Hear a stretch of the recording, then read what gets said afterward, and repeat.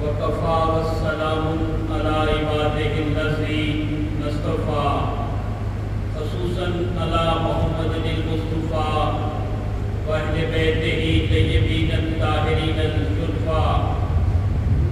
أما بعد فقد قال الله تبارك وتعالى في كتاب المجيد وخطاب المبين وهو أصدق الصادقين. بسم اللہ الرحمن الرحیم.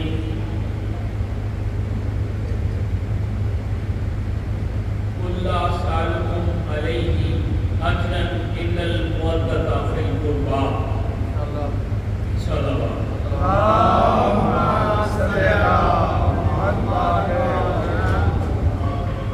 نعرہ تکبیر، اللہ اکبر، نعرہ رسالت، یا رسول اللہ، نعرہ حیدری، حسینیت، یزیدیت.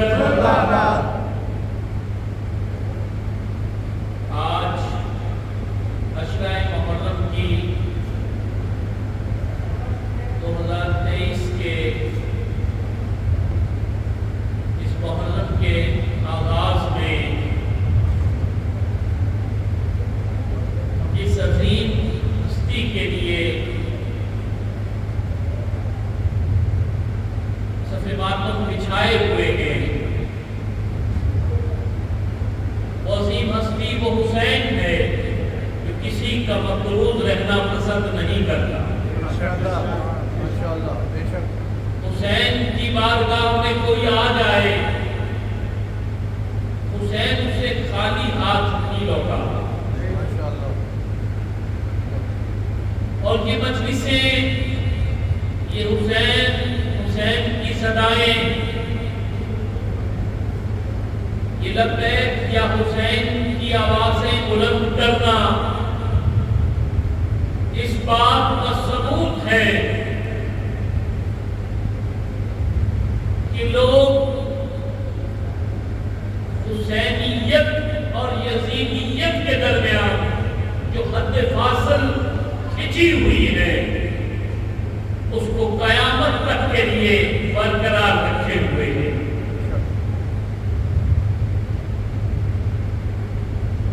جیسے ہی عشرہ محرم کا آغاز ہوا، تمام تر طاقتیں جو شیطانی قوتیں تھیں انہوں نے اپنی تمام طاقتیں استعمال کرنا شروع کی، اور اس طرف سے جو رحمان کی طاقتیں تھیں انہوں نے اپنے امتحان کو پیش کرنا شروع کیا. اب بات یہ نہیں ہے کہ فلاں مجلس حسین میں نہیں آیا، فلاں نے حسین کا ذکر نہیں سنا، فلاں اپنے گھر میں بیٹھا رہا، فلاں ایام میں مجلسیں کرنے والوں پہ ہنستا رہا، فلاں روکتا رہا. بات یہ نہیں ہے. یہ کردار ہیں جو مقرر ہیں، جو متعین ہیں. آپ یہ دیکھیں کہ منزل اول پہ اس پروردگار عالم نے جب انسان کو تخلیق کیا تو سب سے پہلے اس نے آدم کو بنایا، اور جب آدم کو بنایا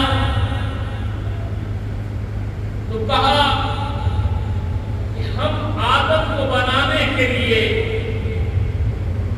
مٹی چاہتے ہیں جو کہ زمین سے لائی جائے. تاریخ لکھتی ہے پوری روئے زمین سے مٹی کو اکٹھا کیا گیا. کہیں پہ چکنی مٹی تھی، کہیں پہ سیاہ مٹی تھی، کہیں پہ سرخ مٹی تھی، کہیں پہ بھیگ مٹی تھی، کہیں پہ سخت مٹی تھی، کہیں پہ نرم مٹی تھی. ہر طرح کی مٹی کو جمع کر دیا گیا اور اس مٹی کا مجموعہ بنا آدم. یہی وجہ ہے کہ تمام انسان ایک جیسے نہیں ہیں. یہی وجہ ہے کہ تمام انسان ایک جیسے نہیں ہیں. کسی میں وفا ہے، کسی میں وفا نہیں ہے. کوئی سنگ دل ہے، کوئی دغا باز ہے، کوئی بزدل ہے، کوئی بہادر ہے. اس لیے کہ جب بنایا جا رہا تھا تو ہر طرح کی مٹی کو جمع کیا گیا.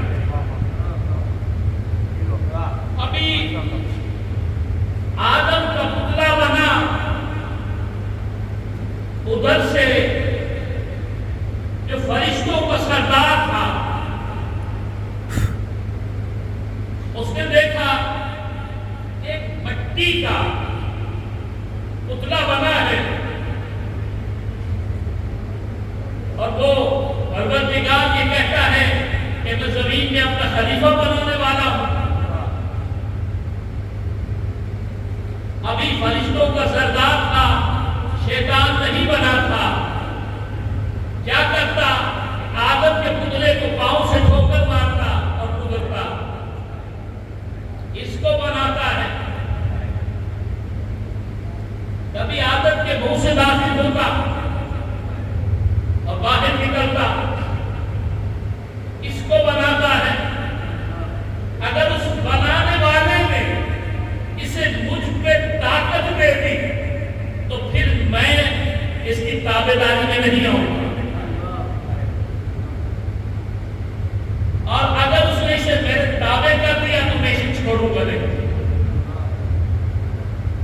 یہ تھا ارادہ فرشتوں کے سردار. پروردگار عالم نے کہا کہ دیکھو میرے فرشتوں، ہم نے اسے اپنے دونوں ہاتھوں سے بنایا ہے اور ہم نے آدم کو بنایا ہے. اور جب اس میں ہم اپنی روح پھونک دیں، بات کل تک کتنے تک تھی، تب آدم کچھ نہ تھا، لیکن کہا کہ دیکھو کل تک کتنا تھا، لیکن جب ہم اس میں اپنی روح پھونک دیں پھر تم سجدے میں گر جانا. پھر تم سجدے میں گر جانا. اب بتانا یہ چاہتا ہوں کہ یہ کربلا بنی کیوں. ایک لمحے کے لیے اس تمہید کو ذرا غور کیجیے گا کہ وہ فرشتے جو نور سے بنے تھے اور یہ جو فرشتوں کا سردار تھا یہ آگ سے بنا تھا. یہ جنوں میں سے تھا. یہ تقرب الہی حاصل کر کے سب سے افضل بن گیا، لیکن جنوں میں سے تھا، یہ آگ سے بنا. اب جیسے ہی پروردگار عالم نے اپنا فیصلہ سنایا کہ میں اپنی روح اس میں پھونکوں گا اور روح پھونکتے ہی تم سجدے میں گر جانا، تو سب نے اس خالق کے حکم کو مانا سوائے ابلیس کے. اس نے سجدے سے انکار کر دیا. اس علی کل شیء قدیر نے یہ نہیں کہا کہ تو نے انکار کیا ہے اب میں تجھے سزا سناؤں گا. نہیں، ضرور بھیجے محمد والے. اللہ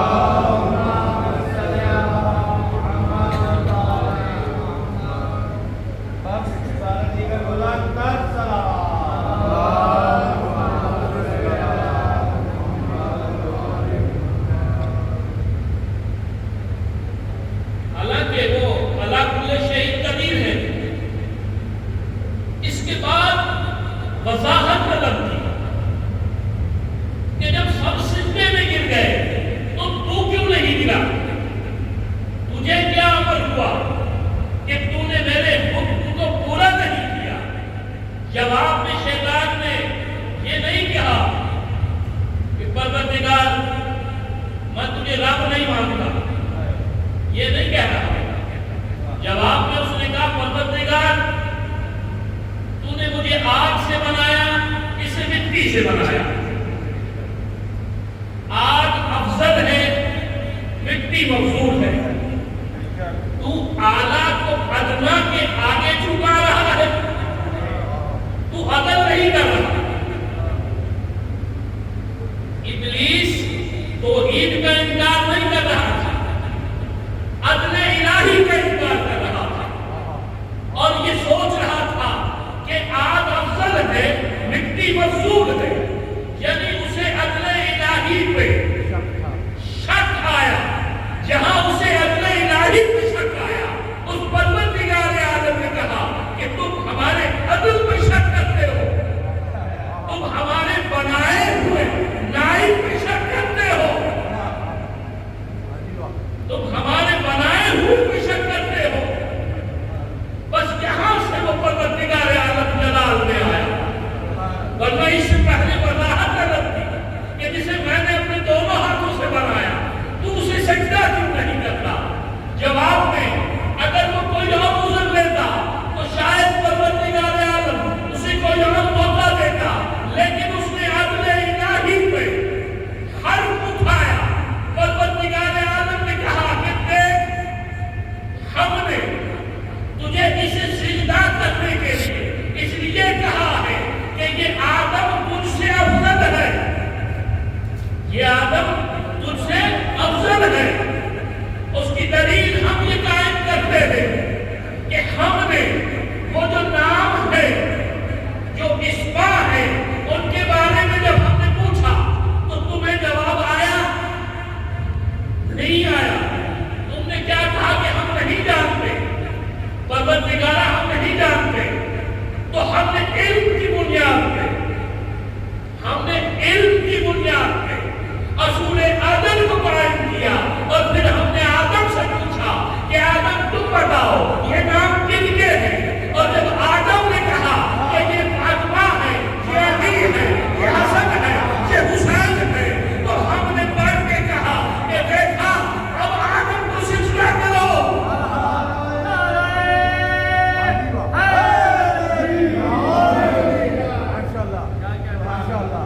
محمد و آل محمد بلند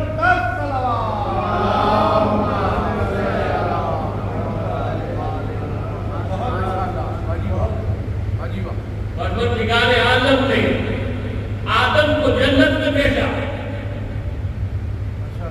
اور پھر آدم کی پسلی سے حوا کو پیدا کیا۔ بس منزل قریب آئی، کہا یہ جنت ہے، اس کے سارے نظارے آدم لے لے، جو چاہے یہاں سے لے لے، جو طبیعت میں آئے وہ کام کر، یہ ساری تیرے لیے ہے، یہ جنت ہم نے بنائی تیرے لیے ہے تاکہ تو سکون سے یہاں رہ سکے۔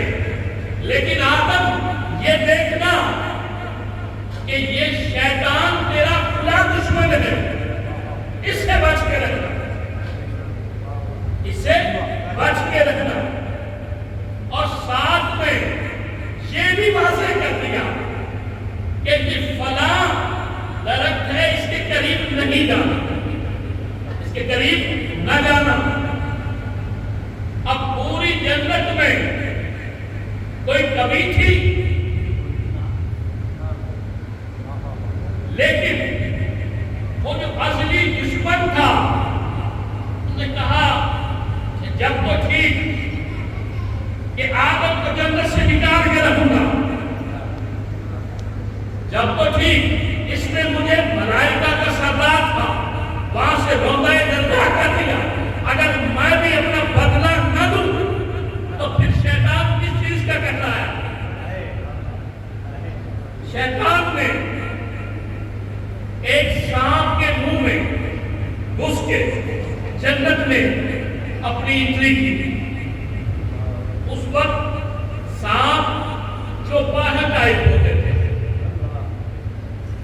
بڑے بڑے اس کے پاؤں ہوتے تھے جو باہر ٹائپ ہوتے تھے، اس کے منہ میں آ کے جنت میں داخل ہو کے شیطان نے آدم سے گفتگو کی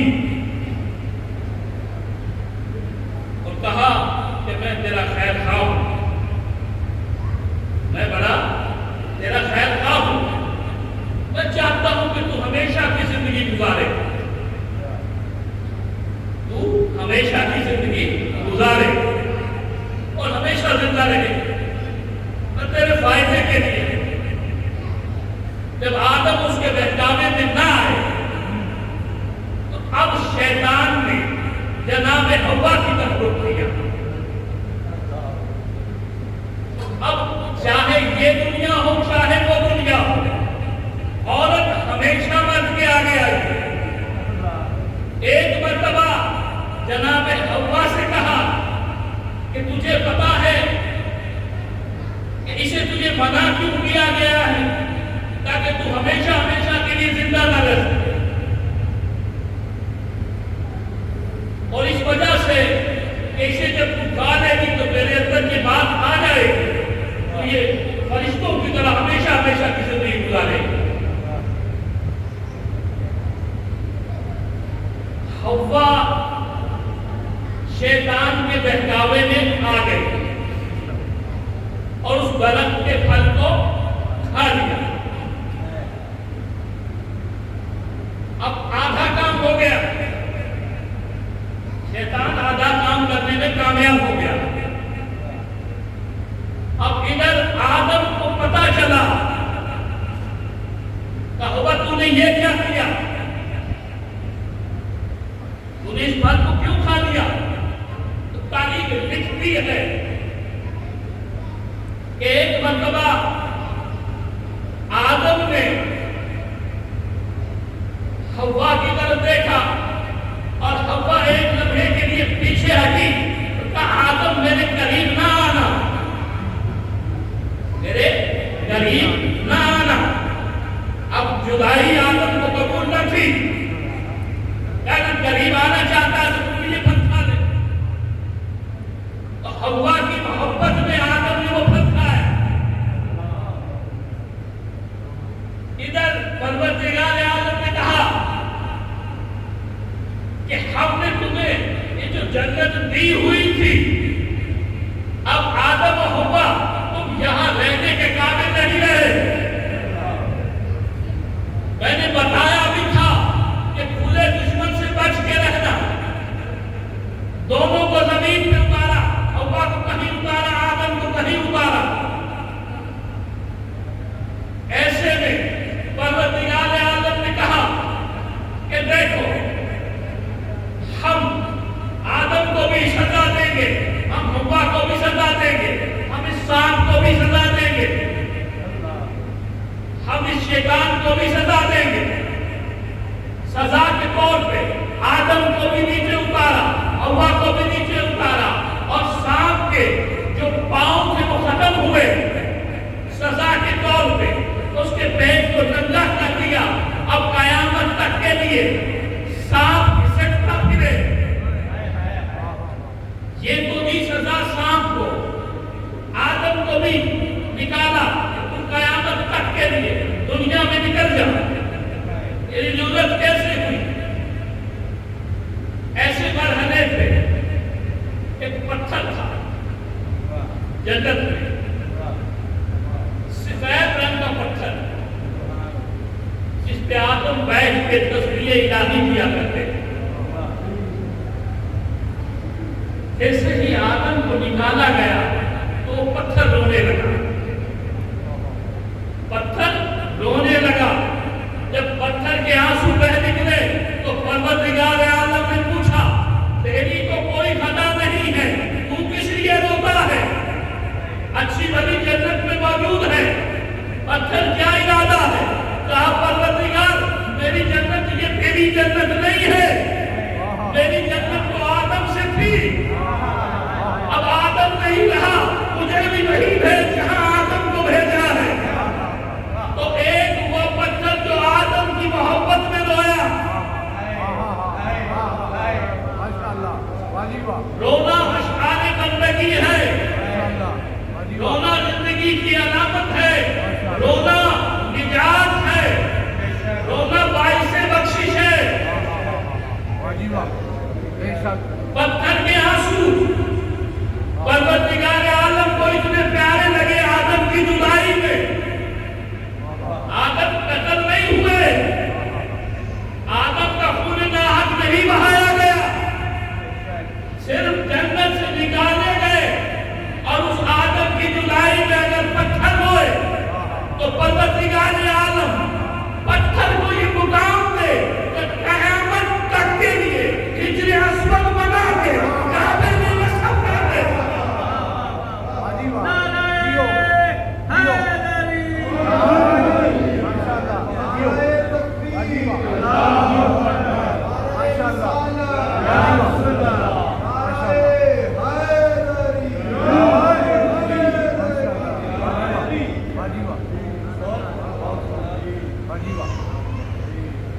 تو کیا خیال ہے مسلمانان عالم کا کہ وہ پتھر جو جنت میں موجود تھا اور جس کے آنسو بہے آدم کے لیے، پروردگار عالم نے پتھر کو زمین میں بھیجا اور کہا کہ تو نے ہمارے آدم کے لیے آنسو بہائے ہیں. اب تمہیں عام پتھر نہیں رکھیں گے بلکہ قیامت تک کے لیے ہم تمہیں ایسی جگہ پہ نصب کروا دیں گے کہ ہر آنے والا تجھے چومے گا. اور اگر تجھے نہ چومے تو اس کا حج نہیں ہوگا.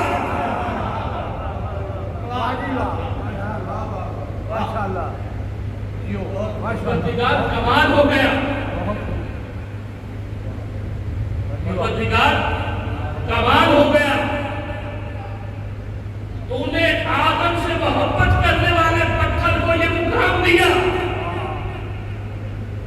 اور آدم سے بغاوت کرنے والے، آدم کا انکار کرنے والے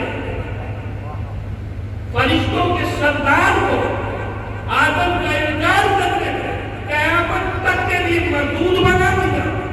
وہاں تیرے بنائے ہوئے پہلے نائب آدم کا انکار کرنے والا اگر قیامت تک کے لیے دھتکارا گیا ہے تو یہی سے منزل طے ہو گئی تھی.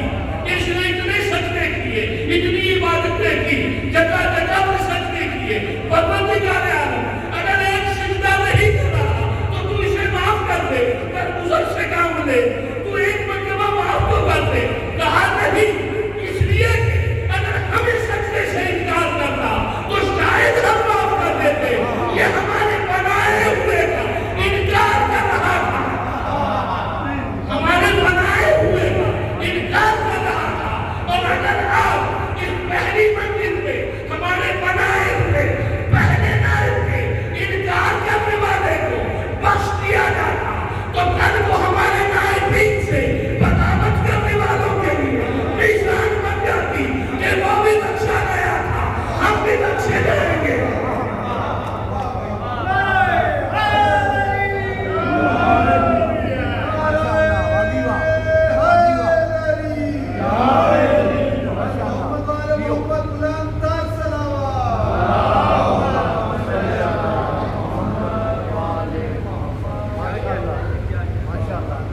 ہم نے میزان مقرر کے کہ جب بھی جو بھی ہمارے بنائے ہوئے کو انکار کرے گا ہم اسے اسی طرح پھٹکار دیں گے.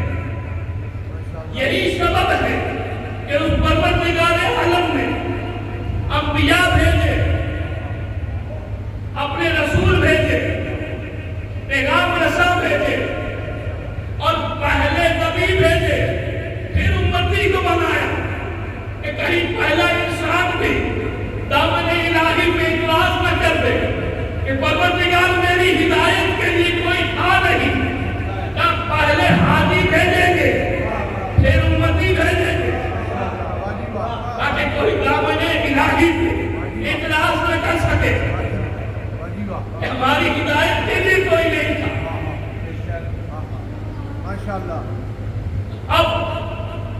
پروردگار عالم نے روحوں کو جمع کیا.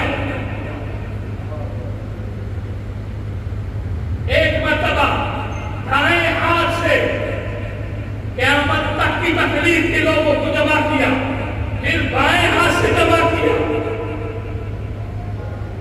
ادھر والوں کو بنایا, ان کو کہا یہ جنتی ہے. ادھر والوں کو بنایا, کہا یہ دوزخی ہے. لگاؤ اعتراض خالق کے کائنات پہ.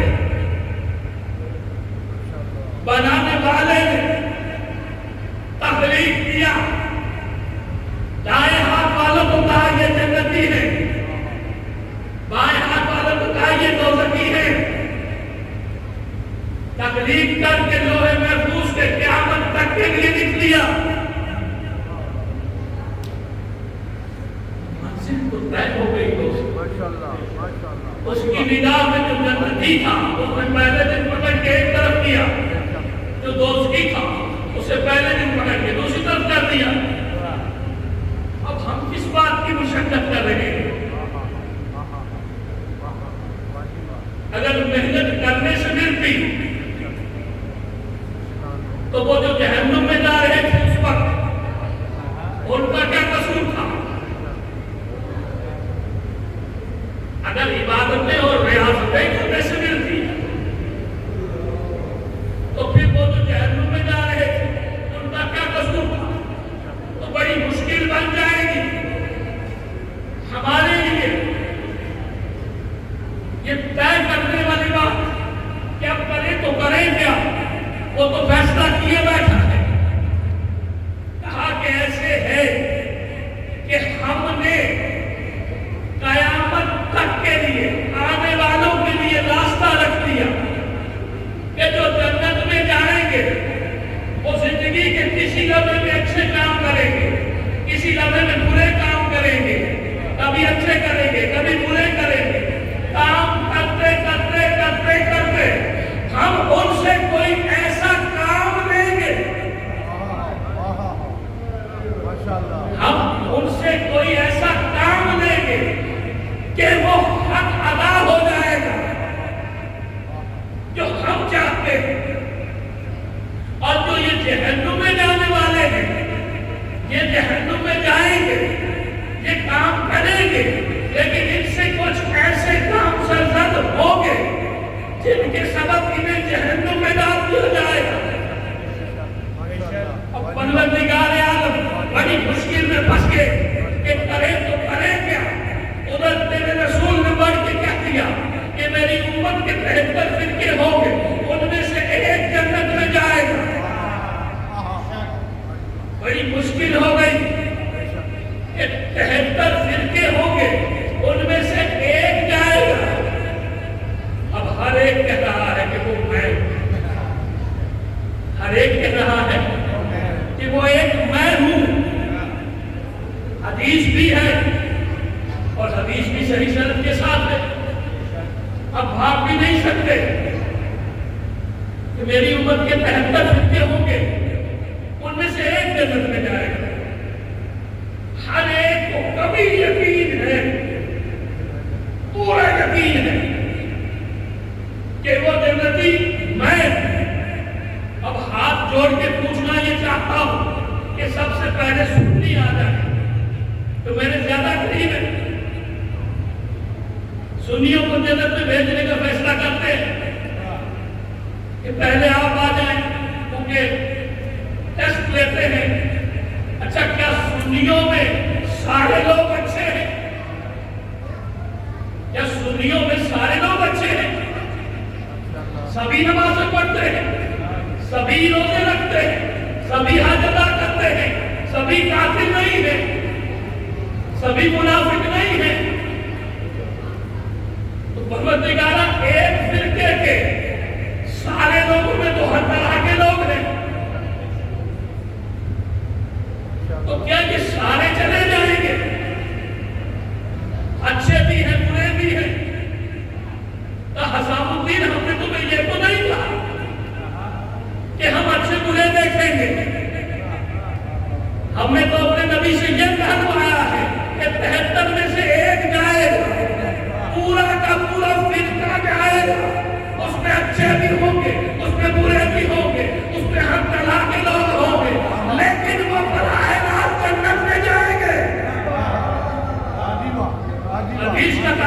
تو یہی ہے کہ 73 ہوں گے، ان میں سے ایک جنت میں جائے گا۔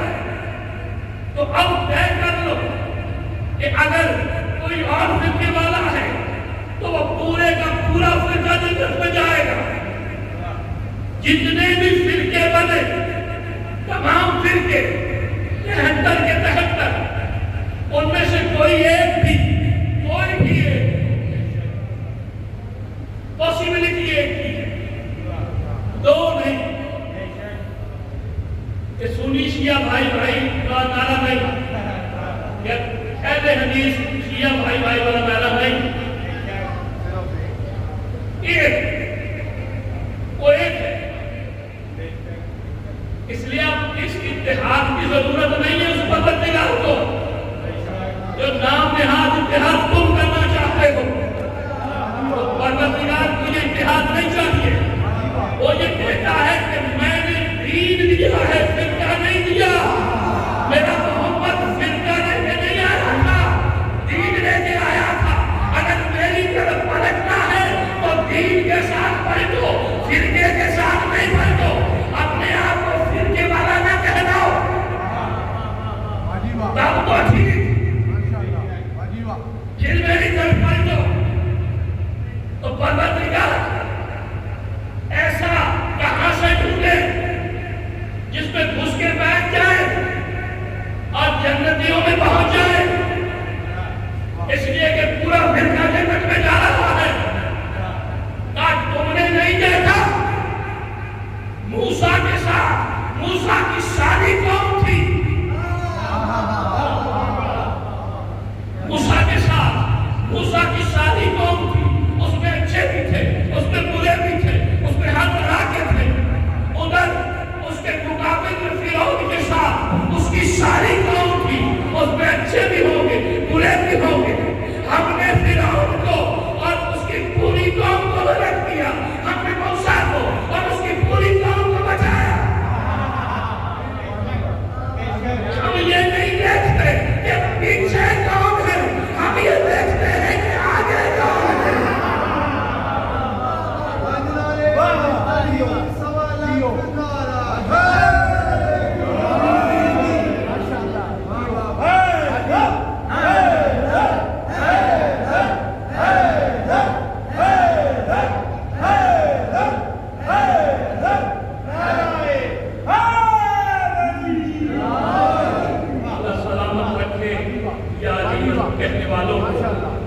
ماشاءاللہ صدا دیو واجیبہ قبلہ صاحب کی صحت و سلامتی کے لیے سلامات۔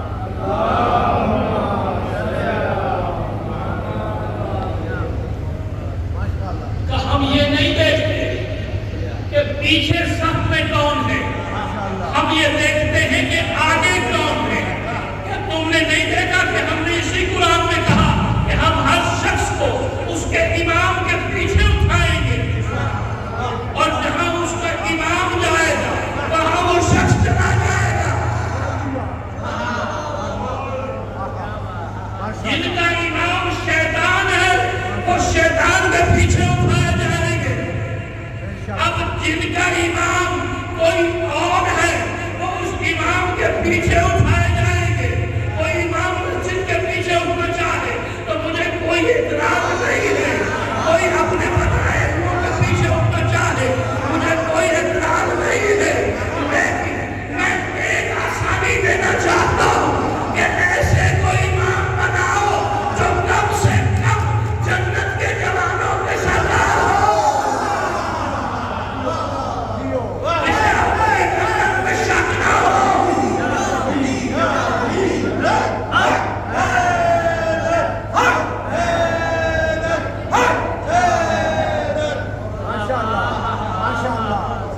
اب یہ اپنی مرضی ہے، آپ کی اپنی چوائس ہے، ہم کچھ نہیں کہتے۔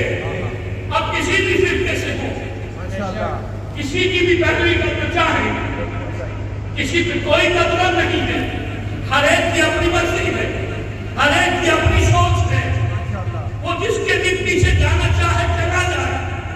لیکن پروردگار عالم نے یہ کہہ دیا، اپنے رسول سے کہلوا دیا، ادھر قرآن نے یہ کہہ دیا کہ قیامت میں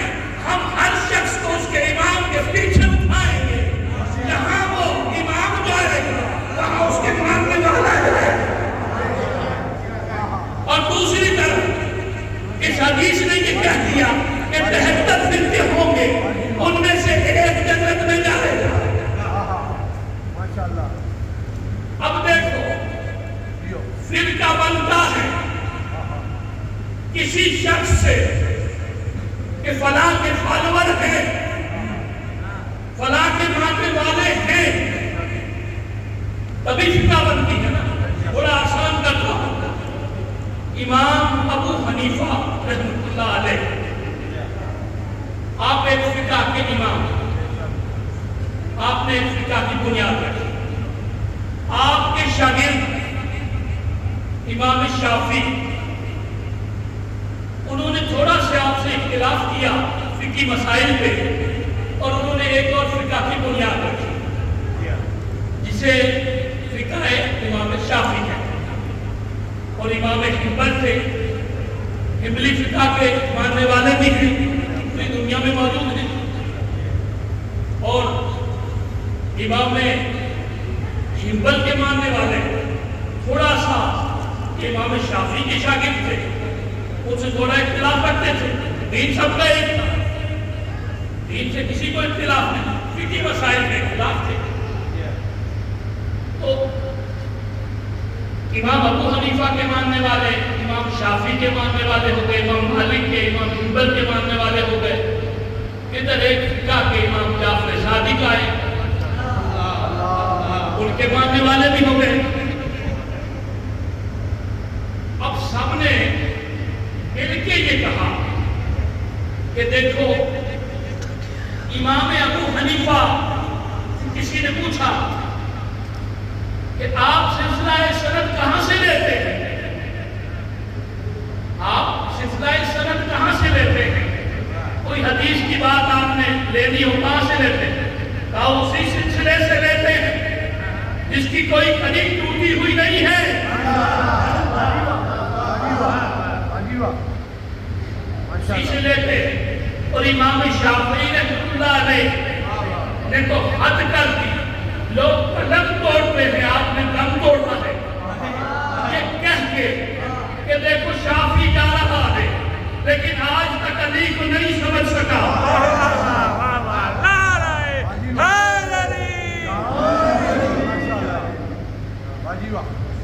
تو ہر ایک فقہ ہے، اس کے فالوورز ہیں، پوری دنیا میں ہیں، اس کے علاوہ لوگ ہیں، پوری دنیا میں مسلمانان عالم میں لوگ موجود ہیں۔ تو غور کرنا چاہیے ہمیں ایک لمحے کے لیے کہ کون کس کے پیچھے جا رہا ہے۔ آپ ایک لمحے کے لیے رکیے، میں آپ کو اس سے اور قریب کیے دیتا ہوں۔ آپ دیکھیں، وہاں تو میں نے موسیٰ کی مثال دی، موسیٰ تھے، اپنے سارے امتیوں کو بچا کے لے گئے۔ ایک نبی ایسا بھی تھا، اس نے اپنی کشتی میں سوار کیا اپنے ماننے والوں کو، اب اس میں ہر طرح کے تھے، جانور بھی تھے، چرند پرند بھی تھے، انسان بھی تھے، ہر مخلوق تھی۔ اب یہاں لطیف سی ایک بات ہے، ہر مخلوق تھی۔ پروردگار عالم نے کہا ایک نوح کے ماننے والے ہیں، ہم ان کا انجام نوح کے ساتھ کریں گے۔ ایک نوح کا انکار کرنے والے ہیں، ہم ان کا انجام انکار کرنے والوں کے ساتھ کریں گے۔ وہ شیطان کے ساتھی